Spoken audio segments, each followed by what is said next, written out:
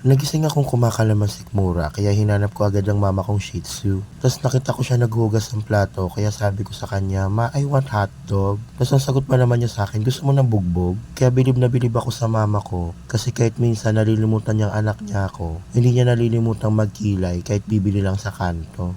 Ngayong Mother's Day, gusto ko sana siyang bigyan ng regalo. Kaso nung tinanong ko siya kung anong gusto, sabi niya apo. Kaya sabi ko, "Ma, gusto mo ipalo ko sa'yo to?" Eme. Kaya inaya ko si Android 16 ng Dragon Balls. Ay, mama ko pala yan. Hindi kasi kami naniniwala na pwedeng maputol ang paa mo pag mataas ang sugar mo. Kaya bumili kami ng ice cream. Kahit alam namin pwedeng maging bagong tasang lapis ang paa ng mama pag naubos niya to. Eme, kidding aside, gusto kong batiin ng Happy Mother's Day ang mama ko at lahat ng mama sa buong mundo. Dito ang saya ng kain niya, tapos galit siya nung sinabi ko na yung pinambili ko nung cake ay yung perang tinatabi niya pambayad sa panting in order niya sa Natasha. Eme,